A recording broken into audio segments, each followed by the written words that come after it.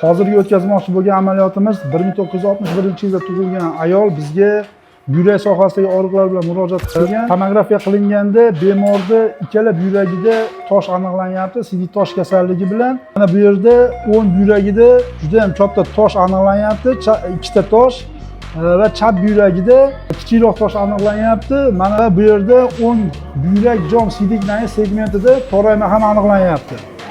Hozir bizni o'tkazmoqchi bo'lgan amaliyotimiz, demak, o'ng buyragidagi toshni laparoskopik usulda kichkina tirqishlar orqali toshni maydalamasdan laparoskopik usulda olamiz. Chunki tosh juda ham katta, bu perkutanni kirish uchun kattalik qiladi.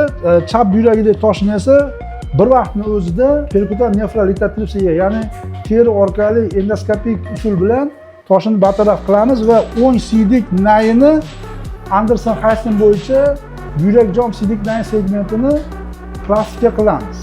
Agar sizni va tanishlaringizni buyraklarida tosh aniqlanadigan bo'lsa, bizning klinikamizga murojaat qilishingiz mumkin. Lazer yordamida yoki laparoskopik usulda buyrakdagi toshlarni bartaraf qilishga yordam beramiz.